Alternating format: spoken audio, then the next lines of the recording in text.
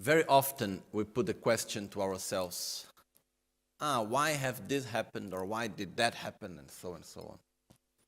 And most of the times when we put such questions to ourselves, it is made when we have difficult moments. Very rarely I see people asking, why have this happened, when actually something good happens. No? When something good, we simply are happy that a good thing happened and we are not questioning ourselves why it happened. But when something not good happens, very often we are there asking ourselves, why did it happen? How come did it happen? And most of the times we really don't have a right answer. We don't have a convincing answer. And we go to look for the answer in the very nearby things that are around us. So in what is happening today or what have happened yesterday, we are looking in the very, very nearby situations to try to find the cause of what we are actually experiencing.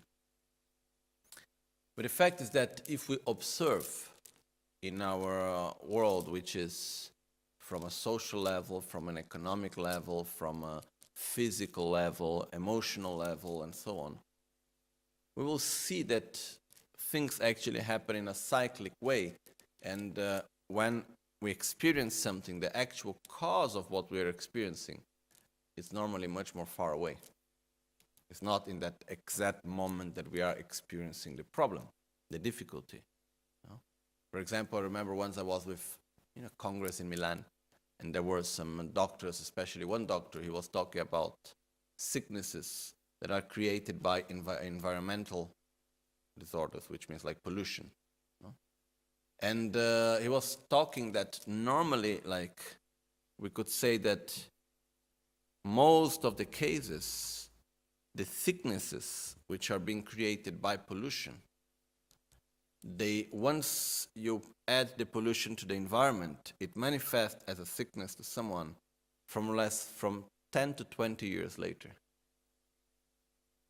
Which means, today I put some mercury in the water, or I throw whatever in the air, and so on.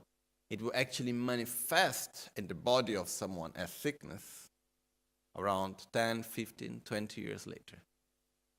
The same way, when we experience a sickness, when we go to look why, because of this substance. Okay, when was this substance added in the environment? Normally it's like 10, 15, 20 years earlier.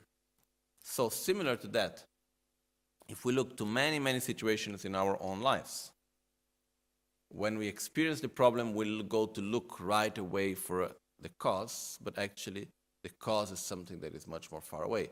Emotionally, there are many things that are difficult, the emotional difficulties that we experience now, but if we go to look for the actual cause, very often it's in our childhood, it's when 10 years ago, 20 years ago, whatever.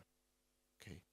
So, economically, socially, and so on. So it's very common for us, if we analyze well, we will find that most of the causes of what we experience are not things that have been happening today or yesterday, but a longer time before. So basically, this world we experience, life exists in a cyclic way, which means we create a cause, then time later there is a condition, then we experience the result. But the point is that we have many cycles together. They are all touching one to the other. So we experience it just as a line of events. But actually there are many, many cycles that are together, touching each other. Okay? So, in the time of Buddha, there was a king. This king, I don't remember really his name, I'm very bad with the memory of names. But anyhow, there were two kings actually. One king was a disciple of Buddha, and he received from the other king a present, a very beautiful and special present. Now I don't remember exactly what it was. Anyhow, he received this very, very beautiful and expensive present. And when he received such present, he was in a quite difficult situation, because by the tradition of his time, he needed to give back another present to the king that gave him such present, at least the same quality or better than what he had received. So it was some type of a game between kings that he would send to each other present, checking the power and the richness of each other. So the problem that he got was that he received such present, and he had no way to give back anything as good as the one he had received. So he went to the Buddha and asked for help. I said, "Oh, look, Buddha, I need some help here. I really don't know what to do with it." And at the time, Buddha said, "Okay, you're going to make a painting and send him the painting. And I'm going to tell you what to put on the painting." So then Buddha described the wheel of life, this image that we have here. Okay. So this image was described by Buddha. Then the painter did it nicely, and it was sent to the other king. So when he received it, he was very much touched because he could understand the whole symbol, the whole representation that is in the painting. And by seeing that, he could actually understand the cycle of existence. He could understand the cycle of samsara. And by that, he started his path to get out of the cycle of samsara, which he was able to do. So it was the greatest present that he could ever receive, which was a way to show him the way out of samsara. One thing that, for me, it's clear is the fact that at that time, people had a much greater ability to understand the symbols than we have today. Today we are much more connected to words. If we look 1,000 years, 2,000 years ago, it was much more common for things to be represented in drawings and symbols, which nowadays we see the symbols and we say, "Oh, what is that?" No? It's similar when we look to a mandala. The mandala is actually a representation. It's purely symbols, but we look to it and we cannot really understand it so much. While in the time that it was made, it was very clear what it was meaning. So in this way, for us it's important to remember that also. So because nowadays also we are not so much anymore used to the symbols and so on, we just look to it and say, "Okay, that's a nice drawing, but what actually it means?" It's difficult for us to grab the meaning. It's difficult for us to understand it. That's why we need to explain it. So that's what we're going to do in these next 2 days. It's basically to understand the wheel of life. Not going very deep into it because this would take a very long time, but at least having a clear understanding when we look at this drawing, what it is actually showing us. Okay? And it's much more than a drawing. Actually, what we will see is why things happen. The question that we have just shown before, when we ask, why this is like this, why is that like that, a lot of these answers we will find within the wheel of life. Okay. So we will start by seeing the wheel of life, by seeing the explanation from the outside to the inside. Okay. And we start, first of all, by looking at this figure that is holding the wheel of life, actually, which we call it Yama. The Yama, it is, we cannot stop time. We cannot live outside of the cycle of time. And by time, I don't mean necessarily that the time is always seen in the same ways. Time is relative. Time is completely relative, which means what one person experiences, that it's in one minute, for the other person can be a long time. For one person is a short time. For other one is a long time. Sometimes we can experience 1 hour in the watch, and it can seem like for us like 1 minute. Other times people can experience like 2 seconds, 5 seconds, and they can experience it as if it was like 1 hour. Like there are people that have near-death experiences that in 1 second of time, 5 seconds of time, they experience the whole life passing by, and it looks like a very long experience. There is other times, for example, many times we can experience maybe in a meditation or something like that, maybe 1 hour, 2 hours have passed and it looks like 5 minutes.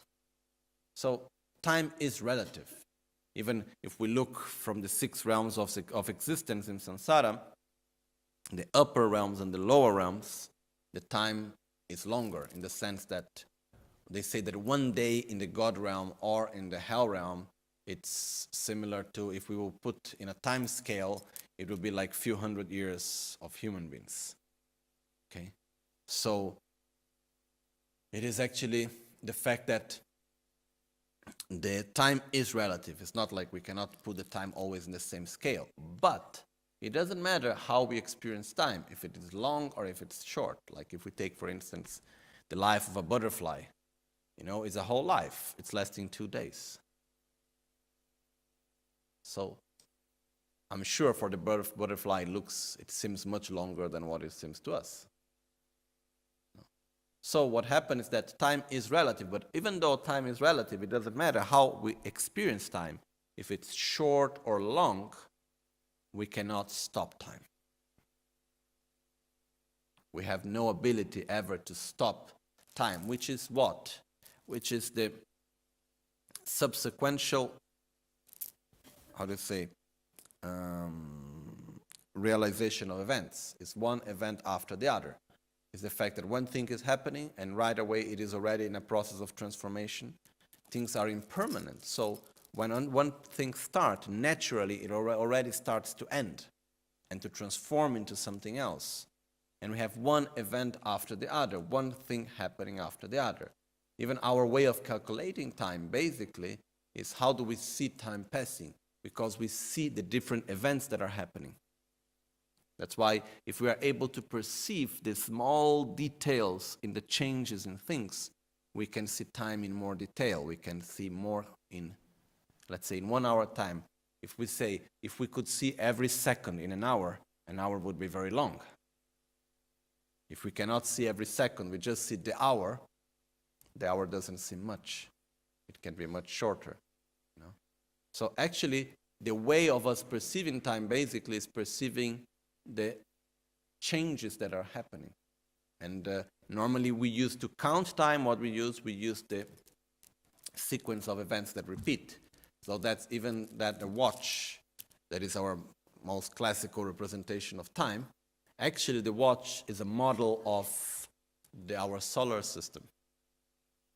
Nowadays we don't see it much in that way. Okay, when you look at a watch, we don't think it is a model of the solar system, but actually it is.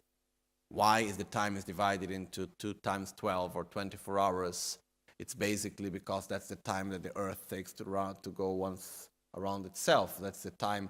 Then after we have the month, the weeks, and the month and the year, and so on. Basically the month and the year, which is the time that the Earth takes to go around the sun, and so on. Okay. So basically, it's a model of events that are repeating one after each other. Okay. So time is something that it is present in our life all the time, and we cannot escape from it. It's not something that we can stop. It's not something that we can say, okay, now let me just make a pause for some little time, and then I will pause a little bit, and then I will continue. No. Even when I was saying, I said, like, how can I make a pause for some little time? Still, I am running in time, even if I make a pause of something, We cannot live without time. Time is something that's always there on us. So, in other words, it means that reality is always existing, and everything that is impermanent is constantly in transformation. Okay? So, this is being represented when we look at the wheel of life by the Lama, the Lord of Death, as he's called, which is actually showing us time. It's showing us that there is no way for us to escape from this process of birth, transformation, and inevitably death. It's something that is showing us the fact that there we are. Things are always changing. We cannot stop this process. Okay? And we are always changing. We are always in transformation. And we cannot stop this process. Okay? So this wheel, it's always turning, and we have no any ability or any possibility to make that to be different. Okay, so this is one of the basic, let's say, laws of our own existence.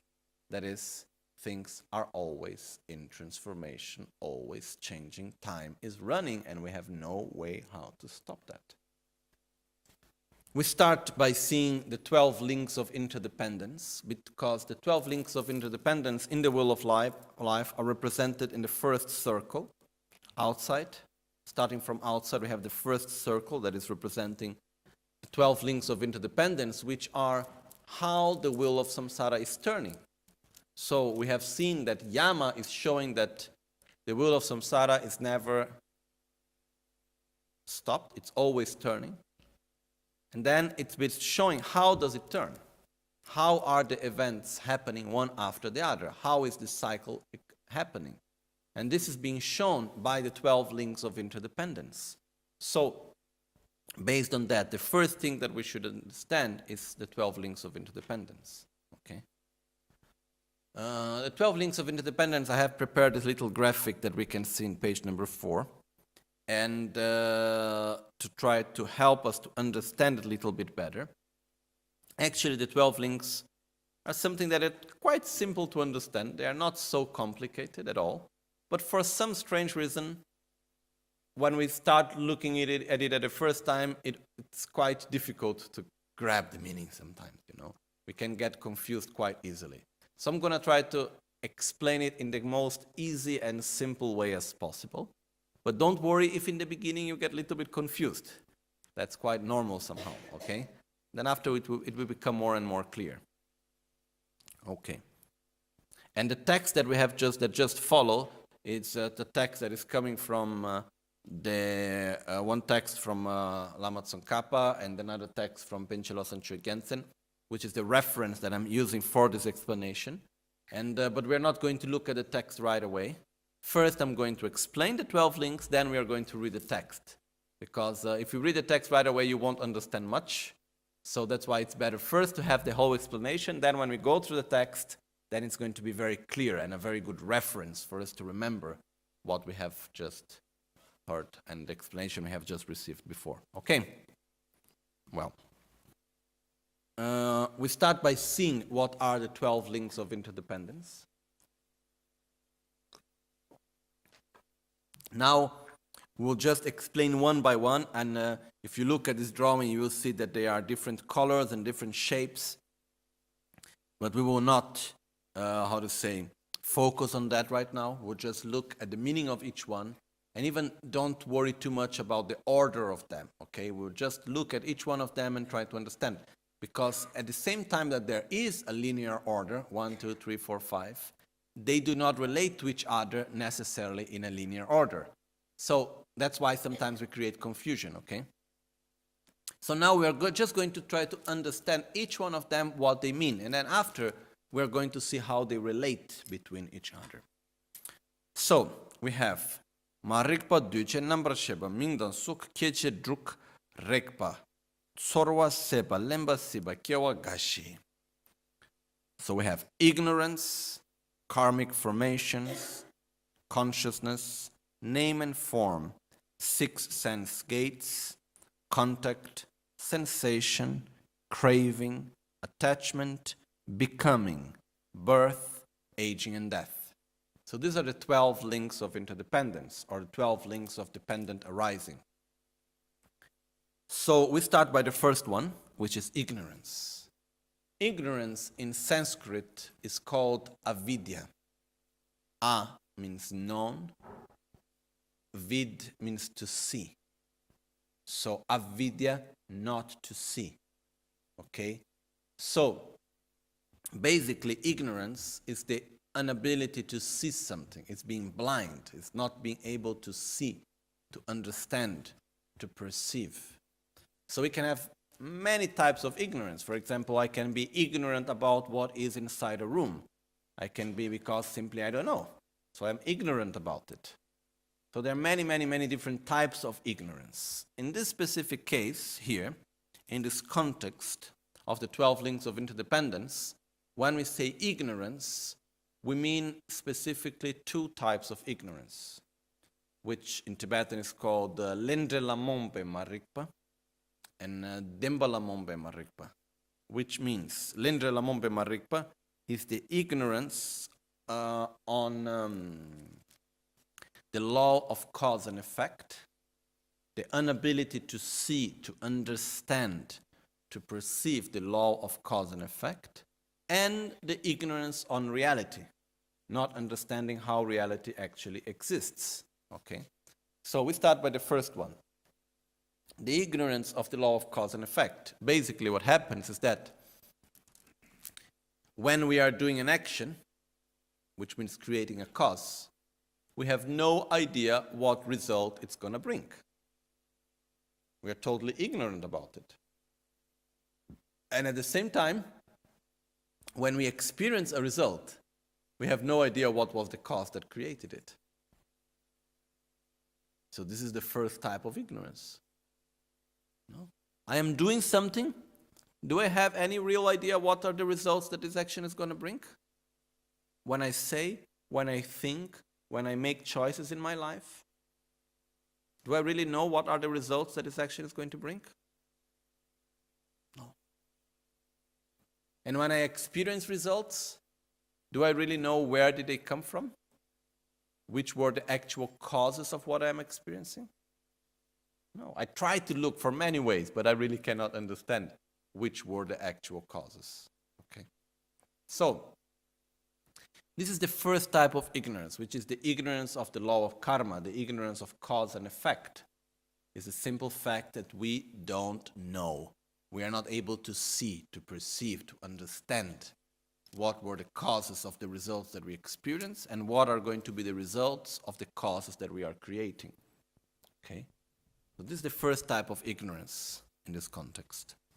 The second type of ignorance is called the ignorance of reality, or not understanding how reality exists, which basically is the fact that we live in an interdependent existence. We can say, simplifyingly, we live in an interdependent world. And no, there is not a not interdependent world, but existence is interdependent as a whole. So even though we live in an interdependent existence, we are not aware of it. So when we are experiencing something, when I am looking at an object of anger or a desire or anything else, when I'm experiencing anything in life, do I experience it with the awareness that it depends on cause and conditions and the imputation of the name and the basis of imputation, and I know that, okay, this is a relative experience and so on, or simply it is like that? Okay. Making it more simple, it's like saying that we live in a subjective world, but we experience the subjective world as if it was objective. In other words, we could say we live in a world that is relative, but how do we experience it? As if it was absolute. Okay? So the ignorance here is not seeing the relative world as relative, not seeing the subjective world as being subjective. That's basically our ignorance. It's the fact that when we look to things, even to our own self, to our own thoughts and emotions and everything else, it appears to us as being solid, intrinsic, inherently existent by its own characteristics, and not interdependent, depending on the observer and the object of perception and so on. So not having this understanding of reality is the other type of ignorance. Okay. Actually, this is a subject that we could go on and on and on to explain what is ignorance and what's the correct view of reality, and we could go on that subject. And this is also the beauty of the Dharma teachings, which is we take something, for example, the 12 links of interdependence, which is very important teaching, but it's also something that we learn in the beginning when we are learning about, like when we talk about the Lama is in the beginning of the gradual path to enlightenment, that we should understand about the will of life and so on.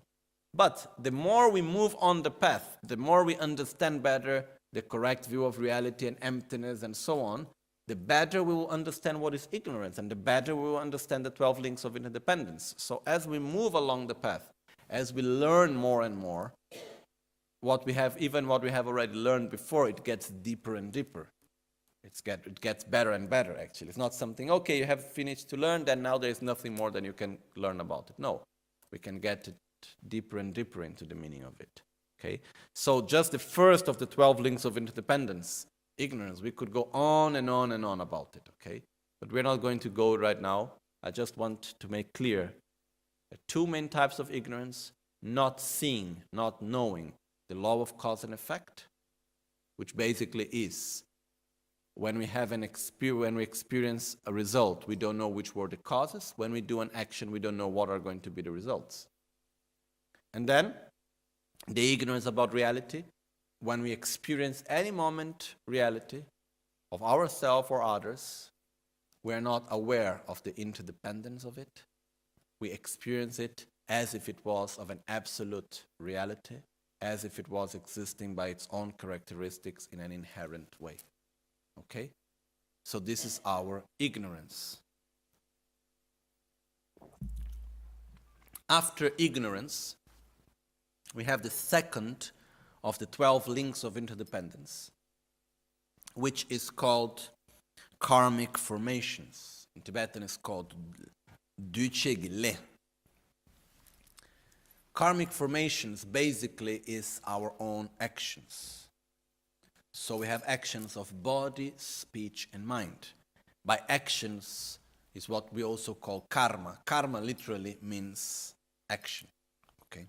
So it's called karmic formations because it can be actually read in two different ways. One is because here is where we are actually planting the seeds, creating the karma, creating the actions. So, but at the same time, when we call Duchegile in Tibetan, Duba means to put together, to form.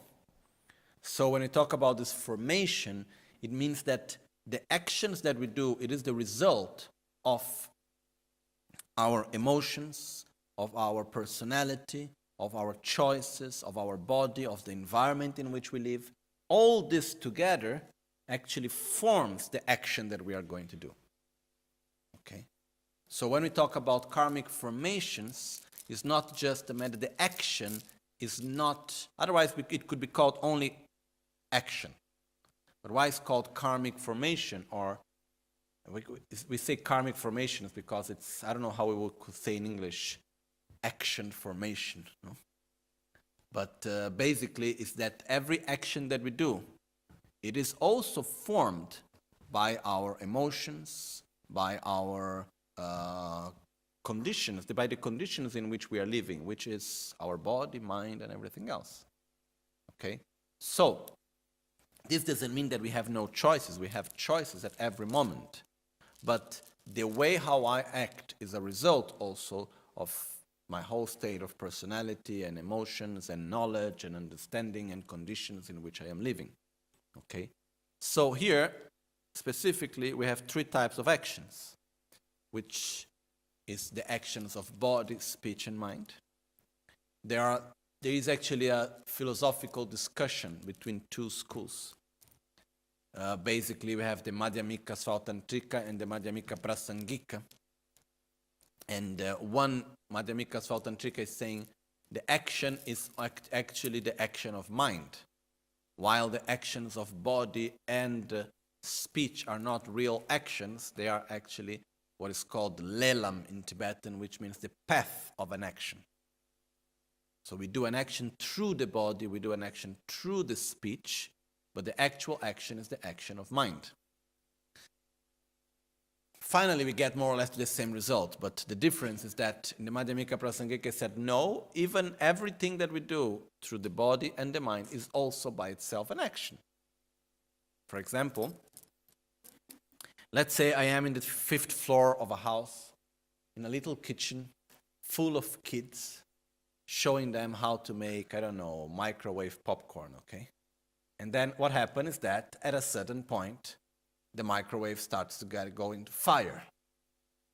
And the kitchen is closed and it's full of children, and this very toxic smoke starts to come out of the little oven that I have there in front of me. And I'm worried that I'm going to get the children hurt. So what I do? I throw the oven out of the window. Why? Because I want to save the children.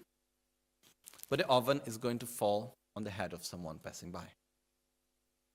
And I kill the person.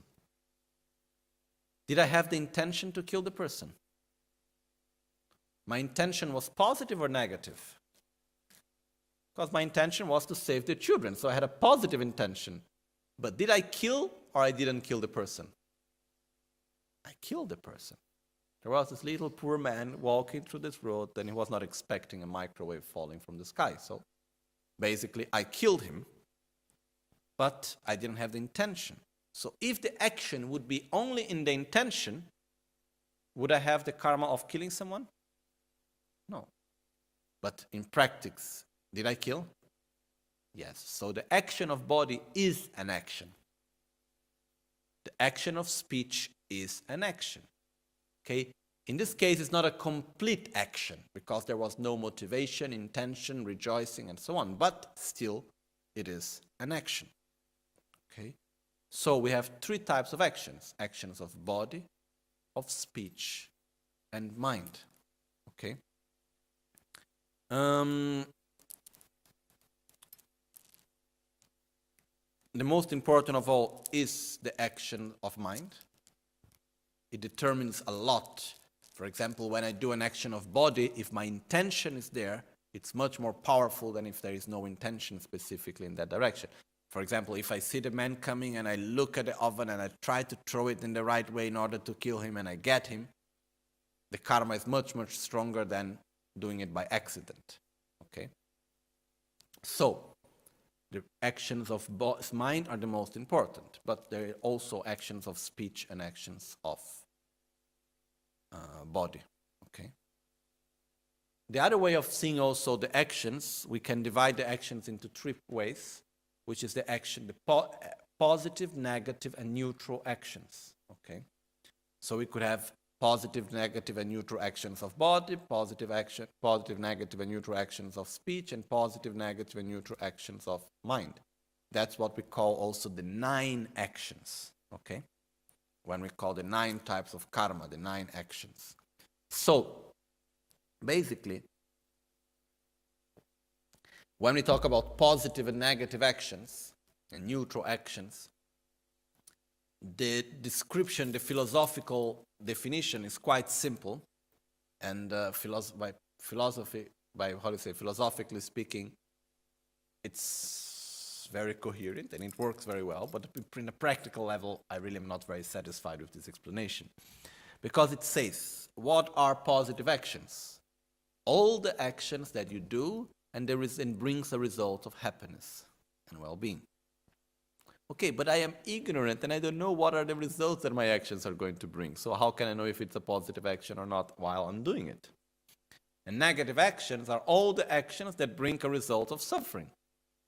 But how do I know if the action I'm doing is positive or negative if I have no idea what results they're going to bring?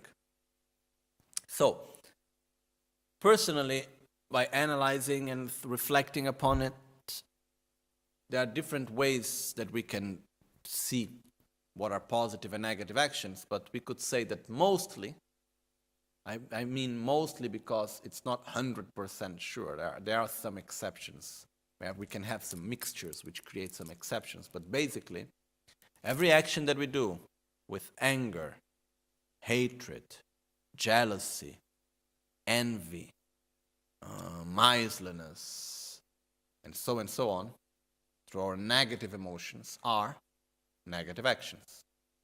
All the actions that we do with love, compassion, generosity, humility, respect, gratitude, and so on are positive actions. Okay?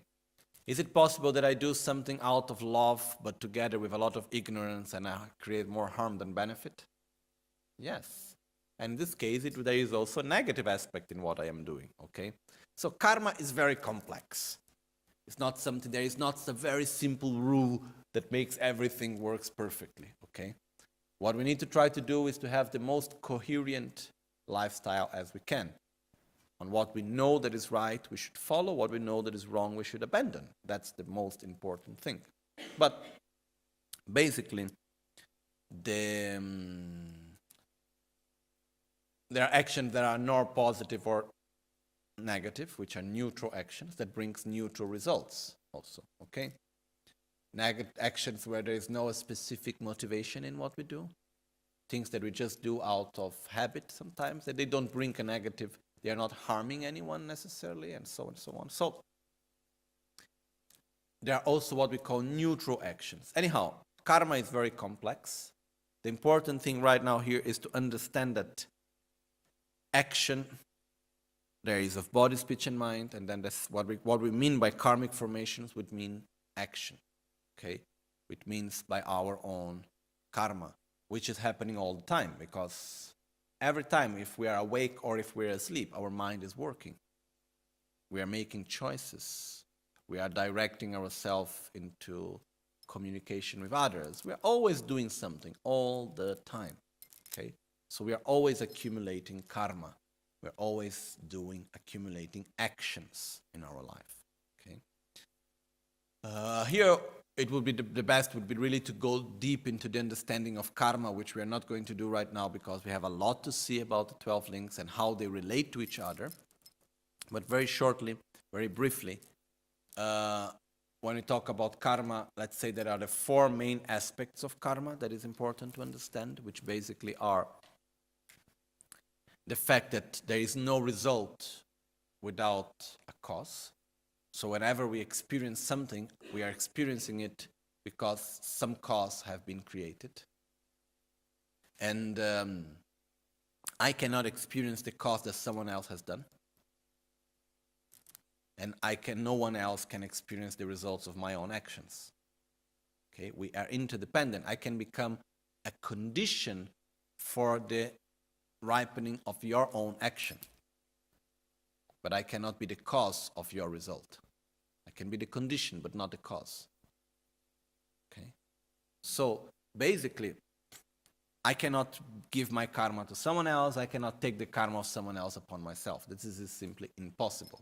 If it would be possible, the Buddhas would have already done it long time ago to take our karma upon them and purify it, and life would be much easier. But that's not possible. Okay? So, any result that we experience is the result of an action. There is no result without a cause.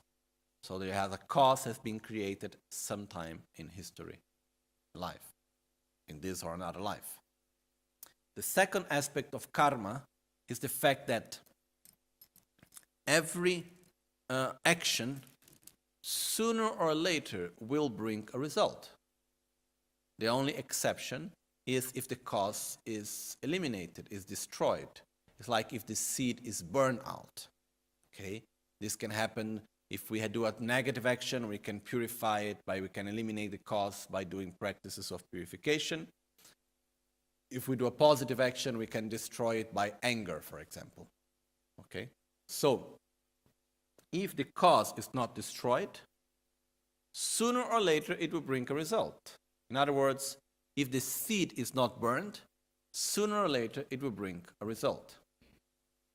The third aspect of karma is the coherence that is within karma, which is I cannot plant a seed of an orange and get an apple as a result. Okay? The seed of orange will bring oranges. The orange tree can be tall or short, the fruits can be strong or weak, and so on.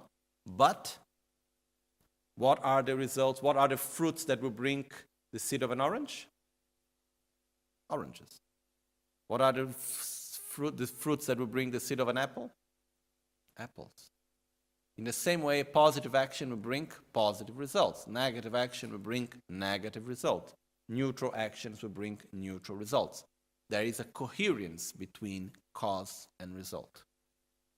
And the fourth aspect is that the actions are alive. In the sense that it's like a seed. I can make the seed stronger, I can make the seed weaker. So when I do an action, if I rejoice of that action, it will make the action stronger. If I rejoice of a positive action, the positive action will become stronger. If I rejoice of a negative action, the negative actions will become stronger. If when I regret, I make it weaker. So if I regret of a positive action, I make it weaker. If I regret of a positive action, I make it weaker. If I regret of a negative action, I make it weaker. There are different ways how the karma develops, how the action that we have done gets stronger or weaker, and so on. Okay? So, these are the four main aspects of our karma. And in this case here, is specifically, when we talk about karmic formations, it means our own actions, our own karma. Karma, literally, we remember, means action. So everything we do with body, speech, and mind. It's like the seed that we're planting, that at a certain moment, conditions will arrive, and we will experience the result. Okay? So this is what we mean by karmic formations. Well, the third point is what we call consciousness. And generally speaking, when we talk about consciousness, there are the 6 types of consciousness, which means the eye consciousness, the ear sense consciousness, the touch sense consciousness, the taste sense consciousness, and so on. The 6 senses consciousness and the sense of mind. But here, in the context of the 12 links of interdependence, when we say consciousness, it refers specifically to the consciousness of mind. It refers specifically to our mental continuum. It refers specifically to our own mind. So, the mind here, we have 2 types of consciousness, which is called the consciousness of the cause and the consciousness of result. Okay? Or the mind of the cause and the mind of result. So, what are the differences? It's basically, if we imagine, we make an analogy and we like an example, we imagine the land where we can plant. The karmic formation is like the seed that we plant. The consciousness is like the land, the earth, where we are going to plant the seed. Okay? So the earth where I plant the seed, I have the same earth, it's where I plant the seed. And when the seed grows and becomes a tree and gives it fruits, based on what land is that tree giving its fruits? On the same land that it was planted. So I have the same land in the moment of cause and in the moment of result. Okay? So what is this land relating to the 12 link of interdependence? It's our own mind. Because when I do an action, I have the imprints of that action, the seeds, that are planted on my own mind, on my own mental continuum. And that is within that same mind, that same mental continuum, that I experience also the results after. Okay? So when we talk about the mind, we have 2 moments of the mind. The mind in the moment of cause and the mind in the moment of result. Okay? So basically when we talk about consciousness here is the basis where the imprints of our actions are made. So is the is the field where we can plant the seed. Okay? It's quite simple as a concept, right? The point is that when we do an action, where is that action imprinted? In our own mind. When we experience the result, where are we experiencing it? In our own mind. Okay? It's coming from the mind itself. It's ripening in the mind itself. So, based on that, is that actually when we go to see the way how the 12 links relate to each other, there is actually the moment of cause and result. And then we will see, depending on the way of relation, sometimes when we talk about consciousness, we will refer to the consciousness of cause, and other moments we will refer to the moment of consciousness of result. Okay? But when we talk about consciousness, is the place where the imprints are made. And the same place where the imprints give their own results, where they ripen. So if we come back to the same analogy, which helps us very much to understand, we imagine a field. It's the same field, the same earth, where I plant the seed and where I get the fruit. Okay? Which is 2 different moments of the same field, of the same earth. So in our mind, it's the same mental continuum where we plant the seed of an action and where we harvest the result of that action. It's always in the same mental continuum, in 2 different moments, but the same mental continuum. And that's what we mean by consciousness here. Okay? So, after consciousness, we go to see the fourth of the 12 links of interdependence. And here we have name and form. When we talk about name and form, by name, we understand that is mind and form is body. So basically, name and form is body and mind. So when we talk about body and mind here, we mean the 5 aggregates. So within mind or name, we have the aggregate of sensation, of discrimination, of compositional factors, and the aggregate of consciousness. And form is the aggregate of form, which is the body. Okay? So sensation is the general sensation, positive, negative, neutral. We have discrimination is the mind that understands this is this, that is that. It's the mind that can discern between this is a table, this is a book, this is good, that is bad, and so on. Then we have the composition of factors, which basically is our own it's our own personality. Okay? And then we have the consciousness, where we have the 6 consciousness. When we talk about name and form, and inside name we have the aggregate of consciousness. Here we have the 6 consciousness, which is the visual consciousness, the how do you say in English now? The auditory consciousness, the olfactory, the consciousness that perceives smell. Then we have the consciousness of taste and of touch and of mind. So we have the 6 consciousness, okay? For each one of our senses, there is one specific consciousness that perceives that sense, okay? So here we have all the 6 consciousness. So when you have a name and form, basically it is a psychophysical state, okay? So even though it's always body and mind, it has different states. So we can have, it's always changing. The sensations are changing, the discrimination is changing, the composition of factors are changing. Our mind is always constantly changing within that state. And also the same thing, the body. The body is not always the same, it's always changing.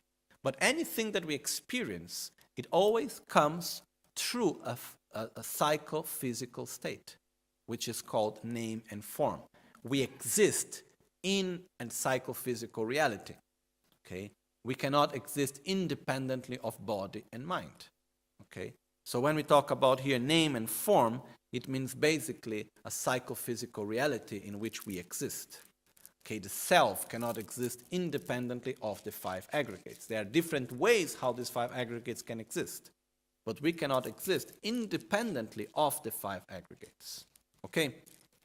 So this is what we mean by name and form, which is body and mind, a psychophysical reality, a psychophysical, how can I say, reality I think is the best word.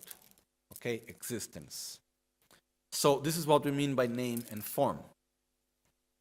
When we go to the 6 sense gates, it means the 6 sense powers, which means the physical aspect of the 6 senses.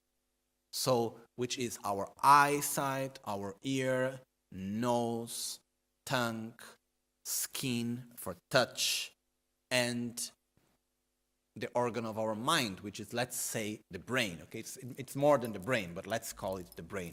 Okay, so basically, what happens? For me to be able to see, what do I need? The eyesight. To be able to listen, I need my ear. I need to experience taste. I need a tongue, and so on.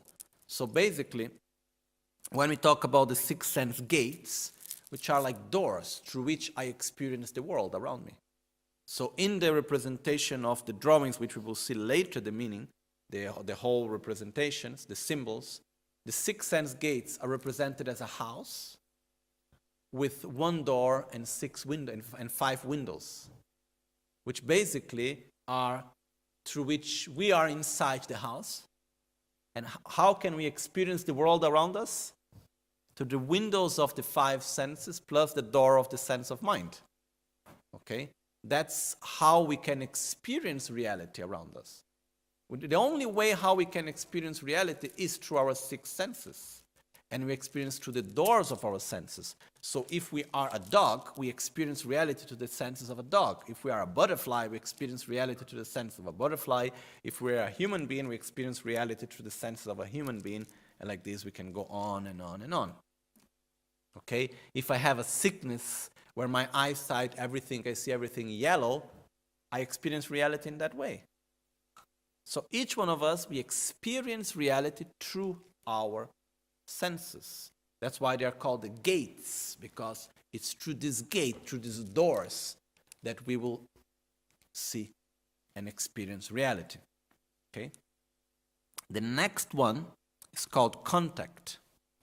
Contact, rekpa in Tibetan, is basically the union of three things together. Contact is the union of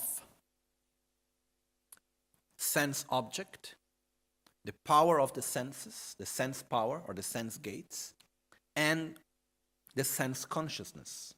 So for example, there is form. I see the shape, I see the colors, I see the form of the glass. It appears to my eyesight, to my eye sense power, to the gate of the eye sense power, so the gate of the eye, so the eye sense power, and is perceived through the eye sense consciousness. Okay? So when I have the three things together, which is the object, the sense power, and the consciousness, that's the only way through which I can experience the reality. Which means constantly, when we experience reality, it's always the three things coming together. So I have form for the eyesight, I have sound for the ear, I have smell for the, what do you call that in English? For the nose, let's say, for the smelling ability. I have taste for the tongue and for the ability of tasting. And then I have the sensation of touch that can be rough or soft and so on for the skin and the touch. And then I have mental images for the mind. Okay? So we have what we call general meaning, which it comes through the mind. What is the object of perception of the mind, basically? It is mental images. Okay? So, what happens is that in order for us to perceive anything, there must be three things together, which means the object of perception, the sense power, and the sense consciousness. If the consciousness is missing, we cannot perceive anything. If the sense power is missing, we cannot perceive. If the object is missing, we cannot perceive. For example, I can have a very good eyesight and a good eye consciousness, but if everything is dark and there is no light, I cannot perceive form. So basically, I cannot see anything. If I can have a very good eyesight, but the connection between my eyesight and the eye consciousness is blocked, what happened? I cannot see. For example, when we do one, like in a surgery, and we have an, how do you call it, anesthesia? Yeah, when I have an anesthesia, what happens is that the connection between our touch sense power and our touch sense consciousness, it's blocked. So what happens is that the touch is there, cutting and so on. The sense power is there, but the connection between the sense power and the consciousness is blocked. So we don't feel. Okay? So basically, there is this different aspect. Sometimes what happens, the object is there, the sense power is there, but our consciousness is somewhere else and we don't see. We do not perceive what is happening. Okay? So basically, there are many different, combinations that we can make out of this, but to make it simple, contact means the union of object, sense power, and sense consciousness. And it's through the contact that we experience reality. Okay? So only by that we can already see how reality is relative, okay? Because it depends on the sense power, and it changes for every one of us. It changes. If we are human beings, we are similar, which means it is different. Because it's similar, it's different by definition. If we change another form of life, it becomes even more different. Then we have the consciousness, which is already different. And then together with that, we have the object that is not always the same. The same glass, I'm looking from one side, you're looking from the other. It's already a different object, depending on the position where we are. So, reality, it's very relative when we look from that. Okay? And then we have the next one, which is sensation. Sensation, basically, we have three types of sensation, which is positive, negative, and neutral. Okay? The definition of sensation is every sensation that we have that we want it to continue, not to end, and to come back as soon as possible, it's a positive sensation. Every sensation that we have, we want it to end as soon as possible and not to come back anymore, it's a negative sensation. Every sensation that we don't care if it continues or not, if it comes back or not, it's a neutral sensation. Okay? The sensation is the result of contact, the direct result of contact. In the sense, whenever I have contact with something, naturally, inevitably, I will have a sensation. Okay? So we experience the world through sensation. We judge the world through sensation. If something is good or something is bad, what is the basis for our judgment? Our sensation. Okay? So it's a very important part. Actually, sensation is the direct result of karmic formation. Okay? Because the karma, the actions manifest through sensation. So, in other words, every positive sensation is the result of a positive karma.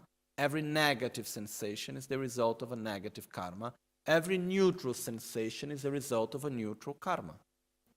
So, sensation is something so important, actually. For example, why do we want to have good food? Because we want the sensation of pleasure. Why we don't like this or that and that and that? Because we want to avoid the sensation of suffering. Why we like this and we like that? Basically because what we really want is the sensation, nothing else. What we are really looking for, is looking for sensation. That's our main objective. Okay? So, based on that, what happens is that we experience the world through sensation. We experience reality through sensation. If our own reality is positive or if our own reality is negative, we experience it basically through our sensation. We experience it basically if the sensation is positive or if the sensation is negative. Okay? Normally, when we talk about the results of our karma, we have the tendency of thinking that, oh, if this have happened to me, we put the very practical aspect of the whole thing as the result of a karma. But the way how the karma manifests is through our sensation. That's the way how it really manifests. Okay? So every positive sensation is the direct result of a positive action. Every negative sensation is the direct result of a negative action. That's how actually we experience the result of karma. Okay? So, and we give a big importance to sensation in our life. We do so many things because of sensation. Because of wanting one type of sensation or another type of sensation. Okay? So, basically it's that. Where is sensation coming from practically? The cause of sensation is our karma. The condition of sensation is the contact. Okay? So the condition that is generating our sensation is basically the contact that we generate, while the cause is the karma that we have generated in the past. Okay? So this is a little bit more understanding what we mean actually by sensation. After sensation, we will just see another two. We have what we call in Tibetan sepa and lempa. Sepa is translated here as craving. which basically is this very, very strong instinct, this very strong power that we have within ourselves, this desire of being happy and of avoiding suffering. So basically, at any moment when we experience suffering, naturally it will come out this instinct, I don't want to suffer. When we experience happiness, we have this instinct, I want to keep my own happiness. This is something that is very strong within ourselves. So in everything that we do, it doesn't matter which is, what we do. It can be we go to look for food, or we are, building a whole temple, or we are going to meditate, or it doesn't matter what we are doing. Basically, the strength that pushes us to do everything that we do is basically craving, is the wish to be happy and not to suffer. That's actually is this desire, this craving for happiness and to be free from suffering, which basically is the same thing, no? When you think about the wish to be happy and the wish not to suffer, it's exactly the same thought in two different aspects, okay? Like two sides of the same coin, okay? So, what happened to that is that everything that we see around us in the world, there are so many different things. It doesn't matter what we see people doing, human beings doing until now. They have done everything that they did, not only human beings, every form of life. It's doing it out of craving, out of this strong intention not to suffer and to be happy. So, this is actually a very strong, strength, force, a very, very strong force that directs every action that we do. Okay? The point is, where do we direct it? But it's moving everything that we do. What moves every action that we do is craving. What moves every action that we do is this craving for happiness and to be free from suffering. Okay? So, once we have a sensation, what naturally will come after that? Craving. In the moment I have a sensation of suffering, what will come after that? I don't want to suffer. The moment I have a sensation of pleasure, what will come after that? I want my pleasure to continue. Okay? So basically, when we talk about craving here, it is very, very strong force that moves us on everything that we do, which is the force of craving for happiness and to be free from suffering. This is, it doesn't matter if we go for enlightenment. Why are we here? Why we sit to meditate? Out of craving. When we go to eat, why we go to eat? Out of craving. When we wake up and we go to look for a friend, or we don't want to see a person, or anything that we do. We build temples, or we destroy temples, or it doesn't matter what we do, And it is not only a matter of human beings, also animals. Every form of life, we do what we do out of craving. Even one of my teachers used to say, the most natural things of sentient beings is to avoid suffering and to look for happiness. To do their best to avoid suffering and to look for happiness. And if we human beings, we only do that, if we do not use our potential to develop our qualities and to benefit others and so on, there is no difference between ourselves and a cow. Because when he was giving this example in the monastery, we had a lot of cows around. So he was giving this example and he was showing me, look at a cow. You see? When it's very hot and you have a shade, where will the cow remain? Under the sun or under the shade? Why? Because the cow doesn't want to suffer. Want to avoid suffering. And when the cow go to eat the grass, we have the old grass and the new grass, the fresh one. Which one the cow is going to eat? The fresh. Why? Because it's better. So the cow is also looking for happiness. for better pleasures, for sensations of pleasure. Okay? So if we live our life only to avoid suffering and to gain pleasure, there is no difference between our life and the life of a cow. Instead, we need to use our own potential as human beings in order to develop our qualities, to benefit others, and so on. But the point here now is that craving is the basis of every action that all of us do. It doesn't matter if we are a sentient being, it doesn't matter if we are a human being, if we are an animal, if we are an insect, it doesn't matter what form of life we may have. We do everything that we do out of a force that we call craving.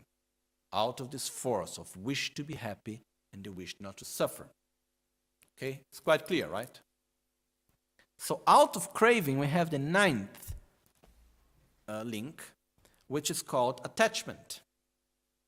Attachment in this context specifically, of the 12 links of interdependence, attachment means where do I project my craving? I want to be happy. How am I going to be happy? I don't want to suffer. How I am going to avoid suffering? So, for example, I am drinking my water and I feel it is wonderful. So I have a moment of pleasure. What comes out of that? Craving. I want more happiness. I don't want it to stop. I want to avoid suffering of ending it. So what do? I project that happiness in one way. I can choose to experience every second in the best of my abilities, so I can experience the pleasure fully. I can choose to go to look for more water. I can choose to avoid those that want water nearby me. I can have many different choices of how I am going to keep my pleasure and how I am going to avoid suffering. That's what we mean by attachment. And this is one of the main points in life, because we cannot control much our craving, but we can direct it in many different ways. So I can understand that in order for me to be happy, I need to develop my qualities such as love and patience and so on. Or I can simply go to look for pleasures. So generally speaking, attachment is divided into 4 different types of groups, let's say. We can project our happiness or in the objects of the 5 senses. So I want the pleasures of body and so on. Okay, so which means taste, touch, beautiful things to look, and so on. So we can project our happiness, attachment on the objects of the 5 senses. We can project it on different views or philosophical ideals. Oh, so this is like this, that is like that, so I project it on, I get attached to philosophical or idealistic views. Okay. I can project it on behaviors. Oh, I will be happy if I do this every day, if I act in this way, if I do this, if I don't do that. So we also project it on our own behavior. And the 4th one, which is a little bit more difficult, we call jikta in Tibetan, which is basically projecting it on our own self. It's projecting happiness on ourselves. So it depends on me, my own happiness, and avoiding my suffering. The way how we project on the self, which generates our selfishness and so on, it's a way of manifestation of selfishness. This is another way how we project it. So basically, what happens is that when we talk about attachment, is where do I direct my craving? Which direction do I go in my life? Because can we avoid craving? Ultimately, yes, but normally no. Okay?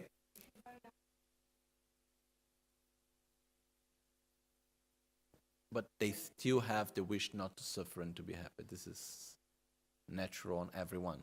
Some people, they don't know where to put, they don't have a specific thing, so they feel, okay, for me to be happy, I simply don't need to do anything. There is nothing that can really bring me this state of happiness. So people, they are like, okay, no interest about many things. But this deep wish not to suffer is there on everyone, even if a person is killing himself. Okay. So, it it depends very much. Where do I direct it? How do I where do I direct my craving? Okay? And this is what we mean basically by attachment. Okay? This is not, in other contexts, attachment will mean something else. In the context of the 12 links of interdependence, okay, what in Tibetan is called limpa, which is actually a different word in Tibetan for what we normally call attachment, like desire and attachment, is a different word in Tibetan, but which is chakpa in Tibetan, normally attachment. Here is lempa, but when we translate, we don't have different words in English, so it's translated also as attachment, but originally the word in Tibetan is different, okay? So this is where do I direct my craving? That's basically what we mean by attachment. I think it's quite clear, isn't it? Okay? So I would say we could stop here now for lunch. And then after that we will see becoming, birth, aging and death. And then we will start to see how these 12 relate between each other. Okay? Jetson lame kutse raptenchi namkar trinle cholchur gepadang losan tempe dreme sasumgi drove munsel tato ne gyurchi nimo dele tsendele nime kuyandel Nyensen takto delekpe, koncho sumge jingilo, koncho sumge ngodrup tsol, koncho sumge trashisho. At dawn or dusk, at night or midday, may the three jewels grant us their blessings. May they help us to achieve all realizations and sprinkle the path of our lives with various signs of auspiciousness. All'alba o al tramonto, di notte o durante il giorno, possano i tre gioielli concederci le loro benedizioni, possano aiutarci ad ottenere tutte le realizzazioni e cospargere il sentiero della nostra vita con molti segni di buon auspicio. Oma hun tenpa lame sangye rinpoche, kyopa lame tamcho rinpoche, Dremba lame gendu rinpoche, kyamne kuncho sumla chopa, locho sambo pagyo trashi, tuche tempe tinle yarmoda, pege drolo zambe zebrache, pande lame shela chopa bul, omo ahun, omo ahun, omo ahun. Buon appetito!